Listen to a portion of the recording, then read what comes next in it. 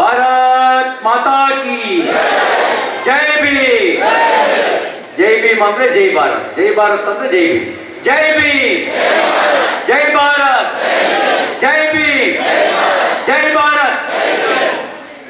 ಎಲ್ರಿಗೂ ನಮಸ್ಕಾರ. ಸಂವಿಧಾನ ಶಿಲ್ಪಿ ಭಾರತ ರತ್ನ ಡಾಕ್ಟರ್ BR ಅಂಬೇಡ್ಕರ್ ಅವರ 135ನೇ ಜನ್ಮ ದಿನಾಚರಣೆಯ ಶುಭಾಶಯವನ್ನು ಸಲ್ಲಿಸುತ್ತಾ, ಈ ಜನ್ಮ ದಿನೋತ್ಸವದ ಕಾರ್ಯಕ್ರಮದ ಅಧ್ಯಕ್ಷತೆಯನ್ನು ವಹಿಸಿರ್ತಕ್ಕಂಥ ಶಾಸಕ ಮಿತ್ರರಾದ HD ತಮ್ಮಯ್ಯನವರೇ,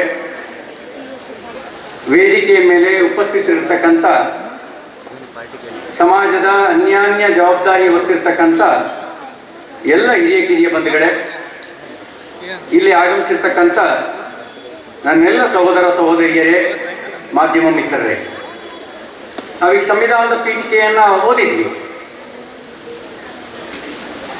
ಭಾರತವನ್ನ ನಮ್ಮನ್ನು ನಾವೇ ಅಂದರೆ ಭಾರತದ ಪ್ರಜೆಗಳಾಗಿರ್ತಕ್ಕಂಥ ನಾವು ಇದನ್ನೊಂದು ಸಾರ್ವಭೌಮ, ಸಮಾಜವಾದಿ, ಸರ್ವಧರ್ಮ ಸಮಭಾವದ ಪ್ರಜಾಸತ್ತಾತ್ಮಕ ಗಣರಾಜ್ಯವಾಗಿ ಮತ್ತು ಅದ್ರ ಜೊತೆಗೆ ಸಾಮಾಜಿಕ, ಆರ್ಥಿಕ ನ್ಯಾಯದ, ರಾಜಕೀಯ ನ್ಯಾಯದ ಮಾತನಾಡಿದ್ದಾರೆ. ನಮಗೆ ರಾಜಕೀಯ ನ್ಯಾಯ ಸಿಕ್ಕಿದೆ, ಸಾಮಾಜಿಕ ನ್ಯಾಯ ಪೂರ್ಣ ಪ್ರಮಾಣದಲ್ಲಿ ಸಿಕ್ಕಿಲ್ಲ, ಅಲ್ಪ ಸಿಕ್ಕಿದೆ. ಆರ್ಥಿಕ ನ್ಯಾಯ ಪಡೆಯುವ ಅವಕಾಶ ಮುಕ್ತವಾಗಿದೆ, ಆದ್ರೆ ಅದರಿಂದ ಆರ್ಥಿಕ ನ್ಯಾಯ ದಕ್ಕಿದೆ ಅಂತ ಪರಿಭಾವಿಸುವ ಸ್ಥಿತಿಯಲ್ಲಿ ನಾವಿಲ್ಲ. ಒಂದು ಕಾಲದಲ್ಲಿ ಆರ್ಥಿಕ ಸಬಲತೆಯನ್ನ ಪಡೆಯೋದಕ್ಕೂ ಕೂಡ ಸ್ವಾತಂತ್ರ್ಯ ಇರಲಿಲ್ಲ, ಆದರೆ ನಮಗೆ ಆ ಸ್ವಾತಂತ್ರ್ಯ ಸಿಕ್ಕಿದೆ. ನಾವು ಯಾವುದೇ ಉದ್ದಿಮೆಯನ್ನು ಸ್ಥಾಪಿಸೋದಕ್ಕೆ ಯಾರು ಅಡ್ಡಿಪಡಿಸೋಕೆ ಬರಲ್ಲ, ಇಲ್ಲ ವ್ಯಾಪಾರ ಮಾಡಲಿಕ್ಕೆ ಯಾರು ಅಡ್ಡಿಪಡಿಸೋಕೆ ಬರಲ್ಲ. ಆದರೆ ಆರ್ಥಿಕ ನ್ಯಾಯ ಪರಿಪೂರ್ಣವಾಗಿ ಕಟ್ಟಕಡೆಯ ಮನುಷ್ಯನಿಗೂ ಸಿಕ್ಕಿದೆಯಾ ಅಂತಂದ್ರೆ ಒಂದು ಪ್ರಶ್ನಾರ್ಥಕ ಚಿಹ್ನೆ. ಏನೂ ಸಿಕ್ಕಿಲ್ವಾ ಅಂತಂದ್ರೆ ಏನೂ ಸಿಕ್ಕಿಲ್ಲ ಅನ್ನೋದನ್ನು ನಾನು ಒಪ್ಕೊಳ್ಳಲ್ಲ. ಸಿಕ್ಕಿದೆ, ಸಿಕ್ಕಬೇಕಾದಷ್ಟು ಪ್ರಮಾಣದಲ್ಲಿ ನಮಗೆ ಸಿಕ್ಕಿಲ್ಲ. ಒಂದು ಕಾಲದಲ್ಲಿ ಟೆಲಿಫೋನ್ ಅಂತಂದ್ರೆ ಅದೊಂದು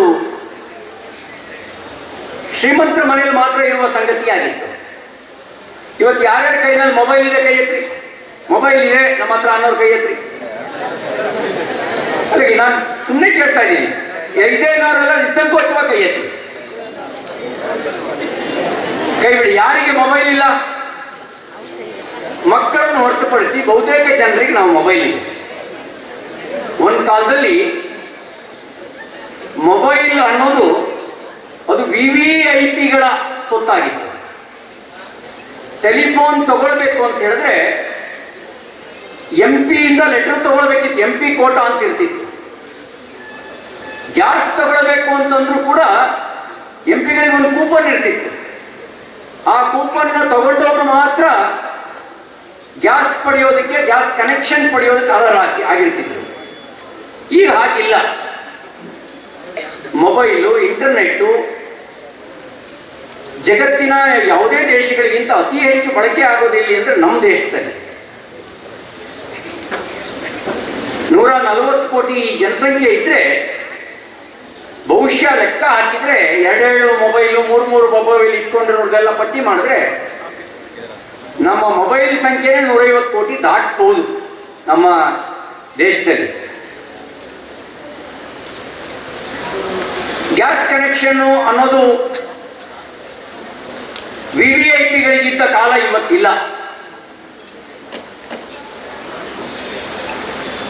ಕೇಂದ್ರ ಸರ್ಕಾರದ ಉಜ್ವಲ ಯೋಜನೆಯ ಪರಿಣಾಮವೂ ಇರಬಹುದು. ಜನಸಾಮಾನ್ಯರಿಗೆ ಅದೊಂದು ಪ್ರತಿಷ್ಠೆಯ ಸಂಗತಿಯಾಗಿ ಇವತ್ತು ಉಳಿದಿಲ್ಲ. ಯಾಕೆಂದ್ರೆ ಎಲ್ಲರ ಮನೆಯಲ್ಲೂ, ಬಹುತೇಕರ ಮನೆಯಲ್ಲಿ ಗ್ಯಾಸ್ ಸಂಪರ್ಕ ಇದೆ, ಬಹುತೇಕರ ಮನೆಯಲ್ಲಿ ವಿದ್ಯುತ್ ಸಂಪರ್ಕ ಇದೆ. ಬಹುತೇಕ ಜನರಿಗೆ ಜನರು ಬ್ಯಾಂಕ್ ಖಾತೆಯನ್ನು ಅಥವಾ ಕುಟುಂಬ ಬ್ಯಾಂಕ್ ಖಾತೆಯನ್ನು ಹೊಂದಿದ್ದಾರೆ. ಒಂದು ಕಾಲದಲ್ಲಿ ಬ್ಯಾಂಕು ಖಾತೆಯೂ ಕೂಡ ಇಲ್ಲದ, ಶೌಚಾಲಯವೂ ಇಲ್ಲದ, ಮೊಬೈಲು ಗ್ಯಾಸಿನ ಕನಸನ್ನೂ ಕಾಣಕ್ಕಾಗದೇ ಇರುವಂಥ ಪರಿಸ್ಥಿತಿ ಒಂದು ಕಾಲದಲ್ಲಿ ಇತ್ತು. ಇವತ್ತು ಆ ಪರಿಸ್ಥಿತಿ ಉಳಿದಿಲ್ಲ. ಹಾಗಂತ ಆರ್ಥಿಕವಾಗಿರುವಂಥ ಸಮಾನವಾಗಿರುವಂಥ ಸಾಮರ್ಥ್ಯ ಬಂದಿದೆಯಾ ಅಂದರೆ ಆರ್ಥಿಕ ಸಮಾನತೆಯ ಸಾಮರ್ಥ್ಯ ಬಂದಿಲ್ಲ. ಏನೂ ಇಲ್ಲದ ಪರಿಸ್ಥಿತಿಯೂ ಇವತ್ತು ಉಳ್ಕೊಂಡಿಲ್ಲ. ಈ ಒಂದು ಹೆಜ್ಜೆ ಮುಂದೆ ಹೋಗಿದ್ದೀವಿ. ರೋಟಿ ಕಪಡ ಮಕಾನ್ನಿಂದ ಮುಂದೆ ಕನಸು ಕಾಣುವಂಥ ಶಕ್ತಿ ನಮ್ಗೆ ಇವತ್ತು ಬಂದಿದೆ. ಒಂದು ಕಾಲದಲ್ಲಿ ಹೊಟ್ಟೆ ಬಟ್ಟೆ ಮನೆ ಇದಿಷ್ಟು ಕನಸು ಕಾಣೋದು ಕೂಡ ಕಷ್ಟದ ಕಾಲ ಇತ್ತು. ಹೊಟ್ಟೆ ಬಟ್ಟೆ ಆದರೂ ಸಾಕು ಅಂತ ಯೋಚನೆ ಮಾಡುವಂಥ ಪರಿಸ್ಥಿತಿ ಇತ್ತು. ಇವತ್ತು ಆ ಪರಿಸ್ಥಿತಿಯಿಂದ ಮುಂದೆ ಬಂದಿದೆ. ಆದರೆ ಮುಂದೆ ಹೋಗಬೇಕಾಗಿರೋದು ಬಹಳ ಇದೆ. ಮುಂದೆ ಹೋಗದೆ ಆರ್ಥಿಕ ಸಮಾನತೆ ಸಿಗದೆ ಸಾಮಾಜಿಕವಾಗಿರುವಂಥ ಸಮಾನತೆಯನ್ನು ಸಾಧಿಸೋದು ಸುಲಭದ ಸಂಗತಿ ಅಲ್ಲ. ಯಾಕೆ ಅಂದರೆ ಸಾಮಾಜಿಕ ಸಮಾನತೆಯ ಸಾಧಿಸೋದಕ್ಕೆ ಆರ್ಥಿಕ ಶಕ್ತಿಯೂ ಕೂಡ ಒಂದು ಪ್ರಬಲ ಕಾರಣ ಆಗುತ್ತೆ. ಆದರೆ ಇದನ್ನು ಸಾಧಿಸೋದಕ್ಕೆ ಏನು ಮಾಡಬೇಕು? ಬಹಳ ಸರಳವಾಗಿರ್ತಕ್ಕಂಥ ಎಲ್ಲರೂ ದಕ್ಕಿಸಿಕೊಳ್ಳಬಹುದಾಗಿರುವ ಒಂದು ಮಂತ್ರವನ್ನು ನಮ್ಮ ಸಂವಿಧಾನ ಶಿಲ್ಪಿ ನಮಗೆ ಕೊಟ್ಟರು. ಅದೇನು ಅಂತ ಹೇಳಿದ್ರೆ, ಶಿಕ್ಷಣ ಎಂಬುದು ಹುಲಿಯ ಹಾಲಿದ್ದಂತೆ. ಶಿಕ್ಷಣ ಪಡೆದವನು ಏನು ಮಾಡಬೇಕು? ಗರ್ಜಿಸಲೇಬೇಕು. ಯಾರು ಹುಲಿ ಹಾಲು ಕುಡಿತಾನೆ ಅವನು ಗರ್ಜಿಸಲೇಬೇಕು ಅಂತ ಹೇಳಿದರು. ಇವತ್ತು ಶಿಕ್ಷಣ ಅದು ನಮ್ಮೊಂದು ಹಕ್ಕು, ಅದು ನಮ್ಮ ಮೂಲಭೂತ ಹಕ್ಕು. ಶಿಕ್ಷಣದಿಂದ ಯಾರು ವಂಚಿತರಾಗೋದಕ್ಕೆ ಸಾಧ್ಯ ಇಲ್ಲ, ವಂಚಿತರಾಗಬಾರದು, ಅವಕಾಶ ಇದೆ. ಹಾಗಿದ್ರೆ ದಕ್ಕಿಸಿಕೊಳ್ಬೇಕಾಗಿರುವ ಜವಾಬ್ದಾರಿ ಯಾರ್ದು? ಅದು ನಮ್ಮ ಹೊಣೆ. ಡಾಕ್ಟರ್ ಬಿ ಆರ್ ಅಂಬೇಡ್ಕರ್ ಅವರು 64 ಸ್ನಾತಕೋತ್ತರ ಪದವಿಯನ್ನ ಪಡೆದಿದ್ರಂತ. ಎಷ್ಟು ಜ್ಞಾನ ಇರ್ಬೋದು, ಎಷ್ಟು ಜ್ಞಾನಿ ಇರ್ಬೋದು ಅಂತ ಊಹೆ ಮಾಡಲಿಕ್ಕೆ ಸಾಧ್ಯ ಇಲ್ಲ. ತನ್ನೆಲ್ಲ ಜ್ಞಾನದ ವಿದ್ವತ್ತನ್ನ ತನ್ನ ಸ್ವಂತಕ್ಕಾಗಿ ಉಪಯೋಗಿಸ್ಲಿಲ್ಲ. ಸ್ವಂತಕ್ಕಾಗಿ ಉಪಯೋಗಿಸಿದ್ರೆ ಬಹುಶಃ ಅವರ ಮೊಮ್ಮಕ್ಕಳು ಅವರು ನೆನಪನ್ನು ಮಾಡ್ಕೊಳ್ತಿರ್ಲಿಲ್ಲ. ಅವರು ರಾಷ್ಟ್ರಕ್ಕಾಗಿ ಉಪಯೋಗಿಸಿದ್ರು, ಸಮಾಜಕ್ಕಾಗಿ ಉಪಯೋಗಿಸಿದ್ರು, ಕಟ್ಟಕಡೆಯ ಮನುಷ್ಯನಿಗಾಗಿ ಉಪಯೋಗಿಸಿದ್ರು. ಆ ಕಾರಣಕ್ಕೆ ನಾವು ಅವರ 135ನೇ ಜನ್ಮದಿನೋತ್ಸವವನ್ನು ಆಚರಿಸ್ತಾ ಇದ್ದೀವಿ.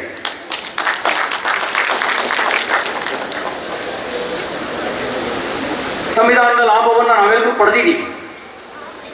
ಸಂವಿಧಾನದ ಲಾಭ ನಮಗಿಲ್ಲದೆ ಇದ್ರೆ ನಾನು MLA ಆಗಿ ಮಂತ್ರಿ ಆಗೋದಕ್ಕೆ, ತಮ್ಮಯ್ಯನವರು MLA ಆಗೋದಕ್ಕೆ, ಅಥವಾ ಬಹಳಷ್ಟು ಜನ ಜನಪ್ರತಿನಿಧಿಗಳಾಗೋದಕ್ಕೆ ಸಾಧ್ಯನೇ ಆಗ್ತಿರ್ಲಿಲ್ಲ.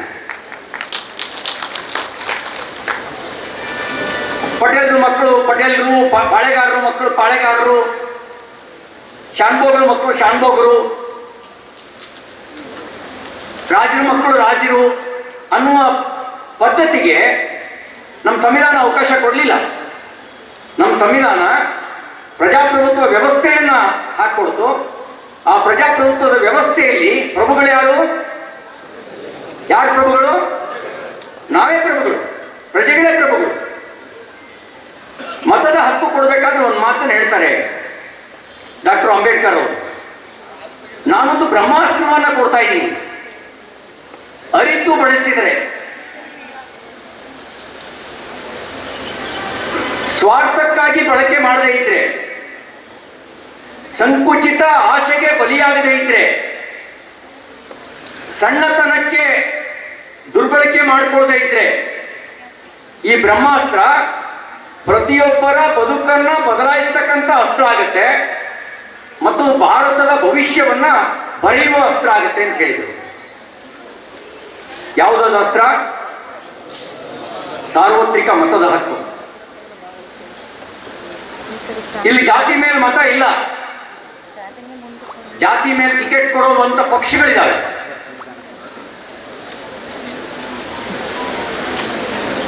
ಹಣದ ಮಣೆ ಹಾಕಿ ಟಿಕೆಟ್ ಕೊಡುವ ಪಕ್ಷಗಳಿದ್ದಾವೆ, ನಾಯಕರಿದ್ದಾರೆ, ಹಣ ತಗೊಂಡು ಟಿಕೆಟ್ ಕೊಡುವಂತ ನಾಯಕರುಗಳಿದ್ದಾರೆ.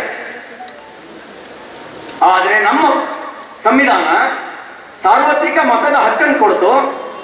ಹಕ್ಕನ್ನು ಕೊಡಬೇಕಾದ್ರೆ ಹೇಳಿದ್ರೆ ಏನು ಅಂದ್ರೆ, ಇದನ್ನು ಅರಿತು ಬಳಸಿದ್ರೆ ಇದು ನಿಮ್ಮ ಬದುಕನ್ನು ಬದಲಾಯಿಸ್ತಕ್ಕಂಥ ಬ್ರಹ್ಮಾಸ್ತ್ರ ಆಗುತ್ತೆ ಅಂತ ಹೇಳಿದ್ರು. ಎಷ್ಟು ಜನ ಇದನ್ನು ಅರಿತು ಬಳಸ್ತಾ ಇದ್ದೀವಿ? ಚಿಂತಿಸಬೇಕಾದ ಅವಶ್ಯಕತೆ ಇದೆ, ಆಲೋಚಿಸಬೇಕಾದ ಅವಶ್ಯಕತೆ ಇದೆ. ಇದು ಜಾತಿ ಕಾರಣಕ್ಕೆ ಬಳಕೆ ಆಗಬೇಕಾಗಿರುವ ಅಸ್ತ್ರ ಆಗಬಾರದು. ತಾತ್ಕಾಲಿಕ ಲಾಭದ ಕ್ಷಣಿಕ ಮೋಹದ ಆಸೆಗೆ ಬಳಕೆಯಾಗುವಂತ ದುರ್ಬಲ ಅಸ್ತ್ರವನ್ನ ಬಾಬಾ ಸಾಹೇಬ್ ನಮಗೆ ಕೊಡಲಿಲ್ಲ.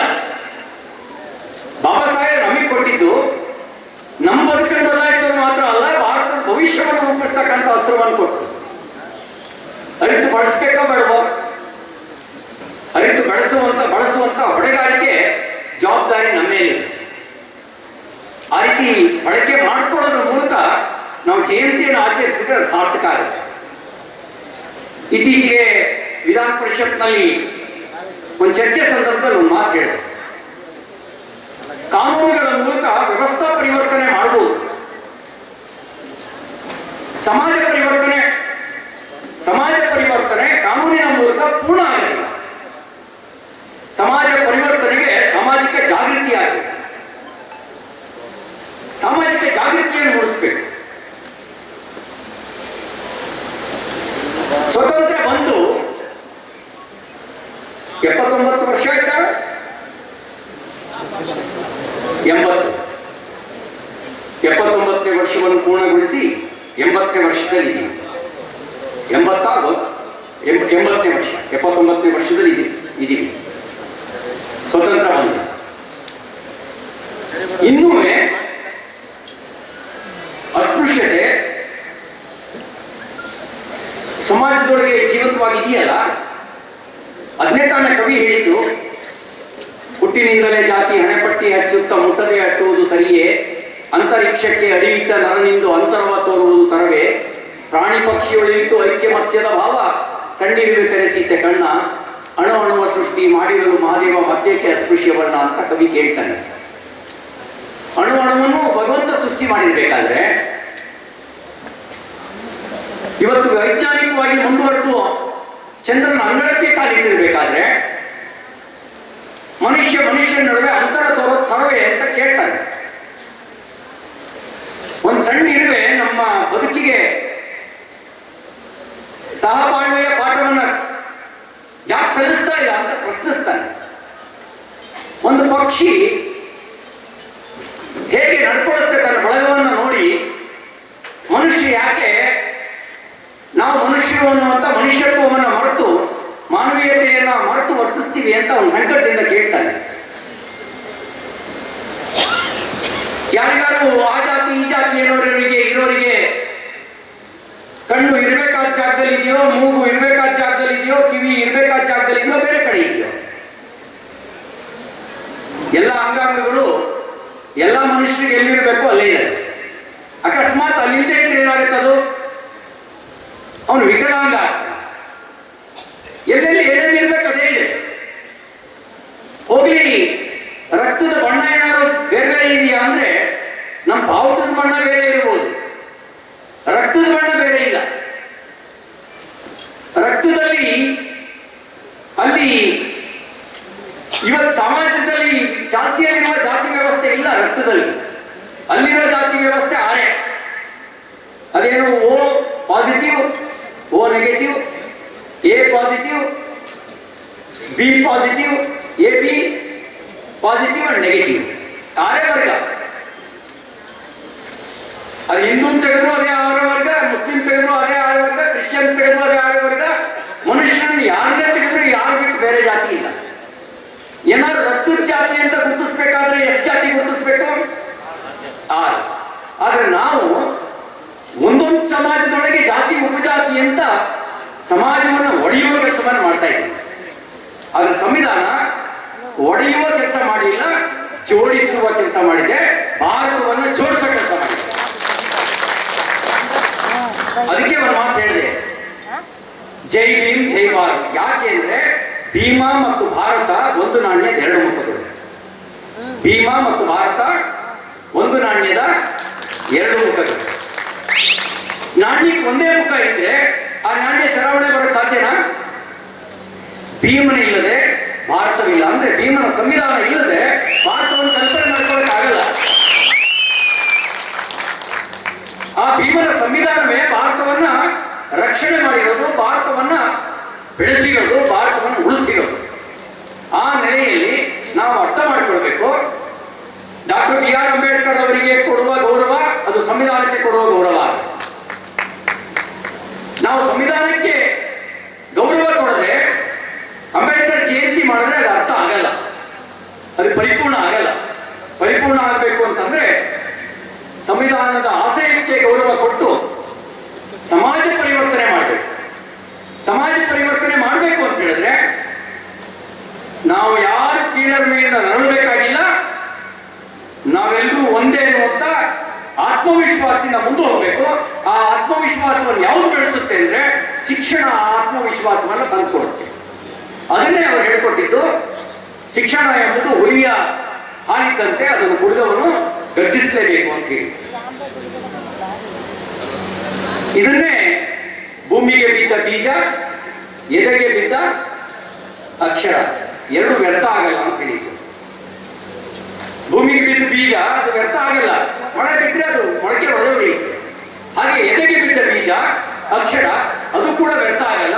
ಆ ರೀತಿ ಶಿಕ್ಷಣದ ಮೂಲಕ ನಾವು ನಮ್ಮ ಸ್ವಾವಲಂಬನೆಯನ್ನು ಪಡೆಯೋಣ ಅಂತಕ್ಕಂಥ ಮಾತನ್ನು ಈ ಸಂದರ್ಭದಲ್ಲಿ ಹೇಳ್ತಾ, ಬಹಳ ವಿಷಯ ಮಾತಾಡೋಕ್ಕಿದ್ರು ಕೂಡ ಸಮಯದ ಸಂದರ್ಭವನ್ನು ಆಲೋಚನೆ ಮಾಡ್ತಾ, ಮಹಿಳಾ ಹಕ್ಕಿಗೋಸ್ಕರ ಯಾವ ಬಾಬಾ ಸಾಹೇಬ್ ಹೋರಾಟ ಮಾಡಿದ್ರು, ಬಹುಶಃ ಈ ಐತಿಹಾಸಿಕ ಅಧಿವೇಶನಕ್ಕೆ ಕ್ಷಣಗಣನೆ ಪ್ರಾರಂಭ ಆಗಿದೆ. ಸಾಮಾಜಿಕ ಮೀಸಲಾತಿ ಸಿಕ್ಕಿತ್ತು, ಸ್ಥಳೀಯ ಸಂಸ್ಥೆಗಳಲ್ಲಿ ಮಹಿಳಾ ಮೀಸಲಾತಿಯೂ ಸಿಕ್ಕಿತ್ತು. ಆದರೆ ವಿಧಾನಸಭೆ ಮತ್ತು ಲೋಕಸಭೆಗೆ ಮಹಿಳಾ ಮೀಸಲಾತಿ ಇರಲಿಲ್ಲ. ಈಗ ಮುಂಬರುವ ವಿಶೇಷ ಅಧಿವೇಶನ ಬಾಬಾ ಸಾಹೇಬ್ ಅವರ ಕನಸನ್ನ ನನಸು ಮಾಡತಕ್ಕಂಥ ಅಧಿವೇಶನ. ಮಹಿಳೆಯರಿಗೆ 33% ಮೀಸಲಾತಿಯನ್ನು ಕಲ್ಪಿಸ್ತಕ್ಕಂಥ ಅಧಿವೇಶನ ಆದಾಗಿ ಪ್ರಾಪ್ತ ಆಗ್ತಾ ಇದೆ. ಆ ಮೂಲಕ ಯಾವುದನ್ನ ಸಂವಿಧಾನ ರಚನೆಯ ಸಂದರ್ಭದಲ್ಲಿ ಉಲ್ಲೇಖ ಮಾಡಿದ್ರು, ಮಹಿಳೆಯರಿಗೆ ಹಕ್ಕನ್ನು ಕೊಡಬೇಕು ಅಂತಕ್ಕಂಥ ಪ್ರತಿಪಾದನೆಯನ್ನ ಬಾಬಾ ಸಾಹೇಬ್ ಮಾಡಿದ್ರು, ಅದು ಈಡೇರದೇ ಇದ್ದ ಕಾರಣಕ್ಕೆ ತನ್ನ ಸಚಿವ ಪದವಿಗೆ ರಾಜೀನಾಮೆ ಕೊಟ್ಟಿದ್ರು. ಆ ಒಂದು ಅಂಶವನ್ನ ಸಾಕಾರಗೊಳಿಸುವಂತ ಕೆಲಸ ಮುಂಬರುವ ಪಾರ್ಲಿಮೆಂಟ್ ವಿಶೇಷ ಅಧಿವೇಶನದಲ್ಲಿ ನಡೀತಾ ಇದೆ ಅಂತಕ್ಕಂಥ ಮಾತನ್ನು ಈ ಸಂದರ್ಭದಲ್ಲಿ ಹೇಳ್ತಾ, ಮತ್ತೊಮ್ಮೆ ತಮ್ಮೆಲ್ಲರಿಗೂ ಸಂವಿಧಾನ ಶಿಲ್ಪಿ ಡಾಕ್ಟರ್ ಬಾಬಾ ಸಾಹೇಬ್ ಅಂಬೇಡ್ಕರ್ ಅವರ ಜನ್ಮದಿನೋತ್ಸವದ ಶುಭಾಶಯಗಳನ್ನ ಸಲ್ಲಿಸಿ, ಭೀಮನ ಶಕ್ತಿ ಅದು ರಾಷ್ಟ್ರ ಶಕ್ತಿಯಾಗಿ ಬದಲಾಗಲಿ, ಆ ರಾಷ್ಟ್ರಕ್ಕೆ ಶಕ್ತಿ ತುಂಬಲಿ ಅಂತ ಹೇಳಿ ಎಲ್ಲರಿಗೂ ಶುಭ ಹಾರೈಸಿ